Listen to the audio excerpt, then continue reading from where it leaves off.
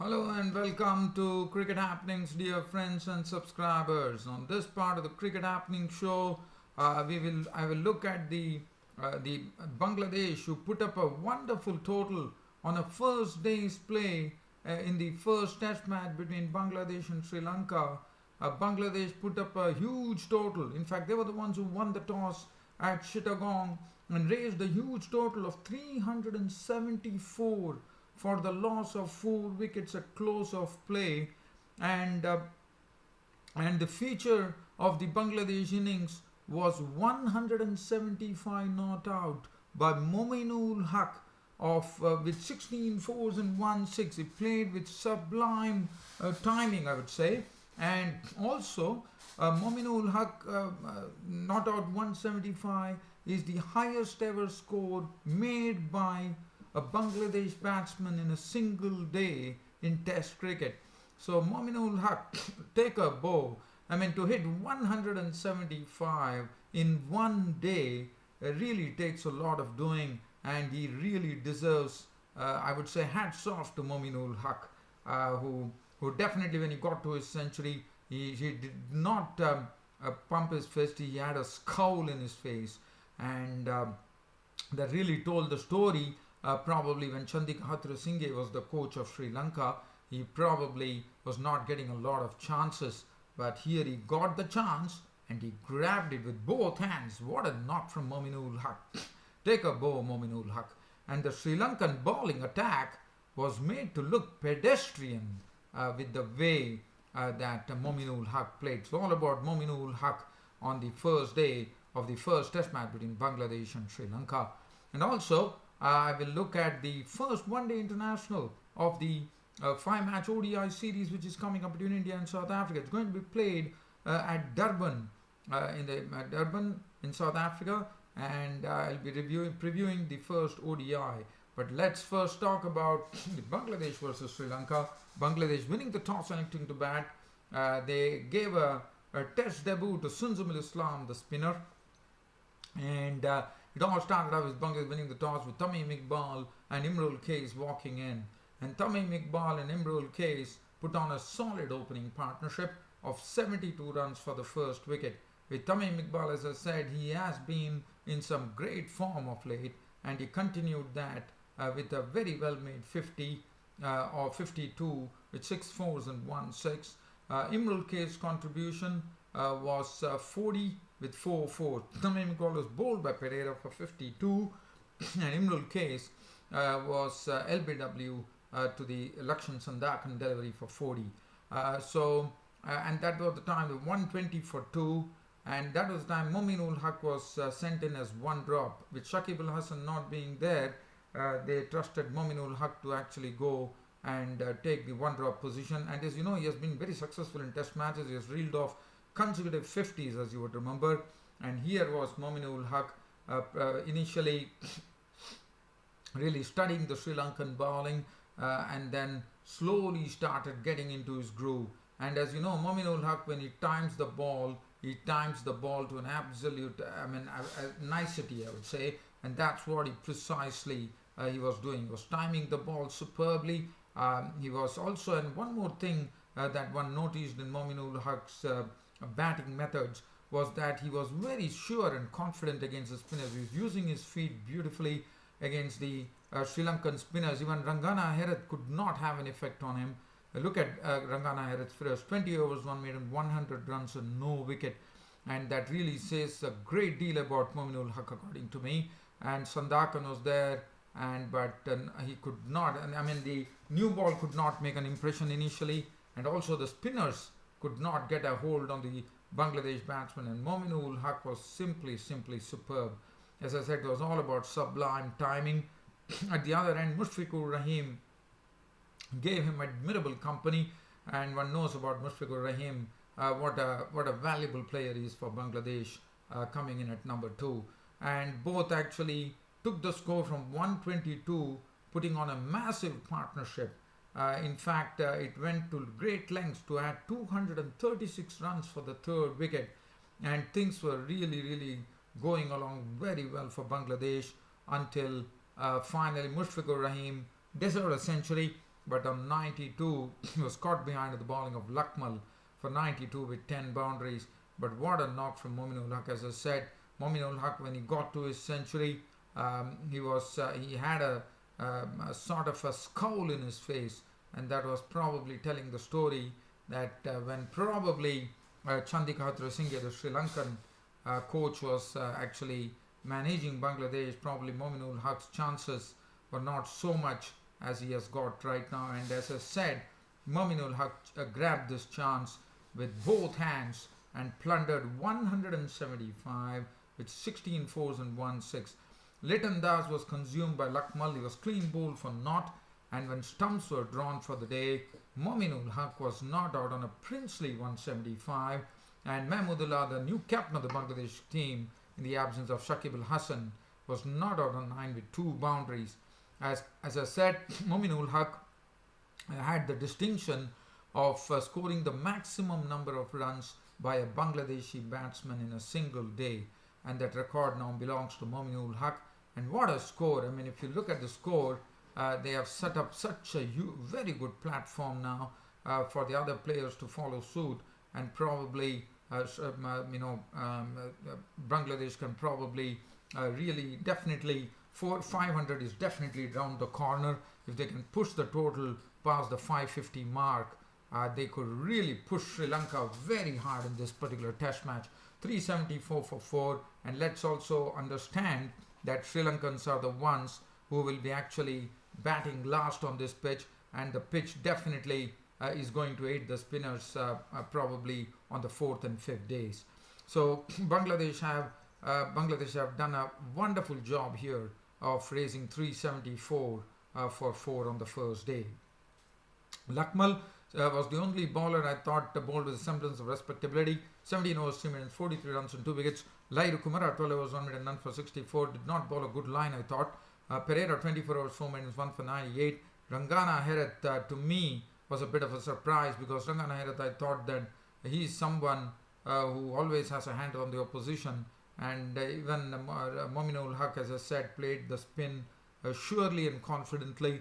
And there you can see the bowling figures of Rangana Herath. 20 overs, 1 maiden, 100 runs, and no wicket to show to his name. Sandakan, 13 overs, 1 maiden, 1 for 58.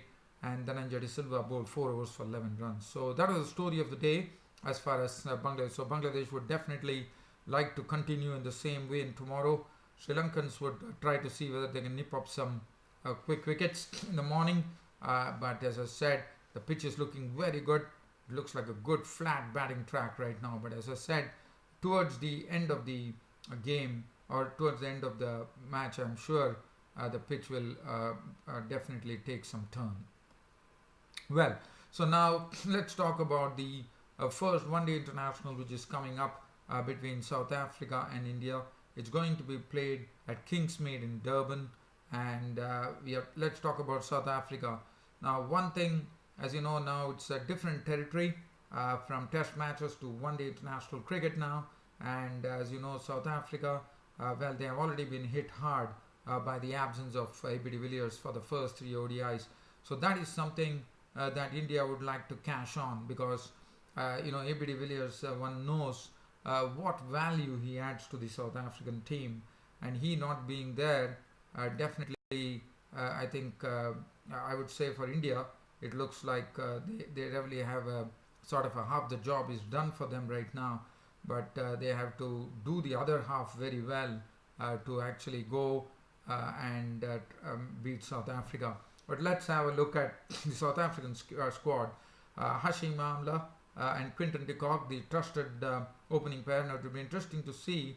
Hashim Amla is definitely in some good nick, but Quinton de Kock, who had was a total failure in the Test series, whether he can really come up from scratch and start getting the play that he had when he actually made his debut. I remember when he reeled off 3 centuries. So that is something that one would be looking at Quinton de Kock, whether he can get into some good form. Du Plessis would captain the side, and Aiden Markram, one was probably thinking, there was talk that Kaya Zondo, who has the ability to hit the ball hard and high, would be the one who would be slotted in, but contrary to the expectations, Aidan Markram, for his the way he played in his Test match, has been given a call up. So Aidan Markram will be replacing AB de Villiers, and Aidan Markram, as you know, really played very well against India in the Test matches. And then, let's talk about JP Duminy. Now, JP Duminy, we know the other day he was on the verge of hitting 6 sixes. I think he just failed the mark. He probably hit the maximum number of runs. So definitely, JP Duminy is a one-day specialist, and he's still going strong. In fact, JP Duminy the other day, as you know, he retired from Test matches. Now he's still there around, and as I said, of late in the South African domestic cricket, he has been in some good form. David Miller, one knows what he can do with the bat. And then Chris Morris, a very wonderful all-rounder. In fact, they have two very solid all-rounders in the team, according to me. One is Chris Morris, and the other one is Andel Feluquayo, and both can be pretty dangerous. As I said, they are genuine all-rounders. And then the pace attack will be in the hands of Kagiso Rabada and Moni Morkel, and Imran Tahir, who one did not have a look at him in the Test matches at all. As you know, the West Indians are good players of spin bowling, so Imran Tahir will get an opportunity to bowl at the Indians, and it'll be interesting to see whether Imran Tahir can really spin a web around the Indian batsman, or is it the Indians who are going to be on the ascendant. As far as let's have a look at the Indian team. Well, if you look at the Indian team, Rohit Sharma, yes, definitely one knows that he failed in the Test matches, Test series, getting only 78 runs in all, and he was dropped too, as you know. But let me tell you, Rohit Sharma is a different kettle of fish when it comes to one-dayers. And Shikhar Dhawan will be back in action. Rohit Sharma and Shikhar Dhawan will open the innings for India. And both, as you know, they are another, the pair of Amla and de Kock in South Africa. Rohit Sharma and Shikhar Dhawan are very good opening companions in one-day international cricket. And Rohit Sharma, let's not forget that he has 3 double centuries in this format of the game, and that is a unique distinction that Rohit Sharma holds among all the world batsmen. So he's the only player to have had 3 double centuries in ODIs. So that's a great achievement. So Rohit Sharma and Shikhar Dhawan, Shikhar Dhawan, and Virat Kohli, the captain, will walk in at number 1 with all his swagger, I would say. Now it will be interesting to see whether I would probably say that Ajinkya Rahane should play, because he definitely has some experience as well, and also he has recently played the South Africans. Whether Manish Pandey would be given a chance, one does not really know. Probably one has to wait and watch as far as Manish Pandey is concerned. And then they have the specialist all-rounder from India, Hardik Pandya, and you know he's always a threat when it comes to the limited overs versions. So, and then the spin would be in the and as far as so that is what. And then let's not forget, the Indian team is looking very strong. Mahendra Singh Dhoni is back, and you know he packs a punch for sure, whether it is keeping, whether it is the batting. And Kedar Jadhav, another useful player for India in ODIs. Time and again he has proved his value to the team by doing well when the chips were down. Hardik Pandya I've already spoken about, and Bhuvneshwar Kumar has also showed his ability to bat nowadays, so he will be slotted at number 8. And Bhuvneshwar Kumar is, he's also an all-rounder. And then Jasprit Bumrah, who did very well in the Test matches, got blooded in the Test series against South Africa, and definitely showed his wares in full measure. And then Kuldeep Yadav or Yuzvendra Chahal. Now that would be the toss-up, whether they would go for Yuzvendra Chahal. To me, I have to say that Yuzvendra Chahal needs to improve his fielding. In that aspect, I would probably plump for Kuldeep Yadav. But it will be interesting to see what the Indian think tank thinks of it. Because Yuzvendra Chahal's fielding has been a problem, and I've seen that he really bowled well, no doubt. He was, he tempted Glenn Maxwell into a lot of injudicious strokes, and also but against New Zealand also he bowled well. But the problem factor for Yuzvendra Chahal was his fielding. His fielding was something which was a very worrying factor. He probably dropped a lot of sitters as well. So if he has improved that portion of the game, I would say it should be Yuzvendra Chahal or less, or then otherwise I would rather say Kuldeep Yadav should be the one to be bowling. And then the bowling will be Mohammad Shami and whether Shardul. I think India will definitely go for Mohammad Shami because Mohammad Shami, Bumrah and Bhuvneshwar Kumar are the ones who have bowled at the South Africans, and one does not probably, unless and until there's going to be some injury to any of the players, I think Shardul Thakur will be sort of a reserve player. But right now it will be interesting. I think the Durban surface, I'm told, can be sometimes slower, so that is also there. And also there's some rain forecast early in the afternoon, also the toss will be vital because I'm told there could be some cloud cover hanging as well. So it will be interesting to see what the South African what the teams actually come up with. That is going to be pretty interesting to really note. Well, dear fans, friends and subscribers, it's about time for me to say good night on this cricket show, and hope you all enjoyed this cricket show of mine, and tomorrow I'll be talking about the first one day international that is coming up, and also the match between India and South Africa, and also the second day's play between Bangladesh and Sri Lanka, which could be a very interesting day's play as well. Well, thanks for your company once again, and good night.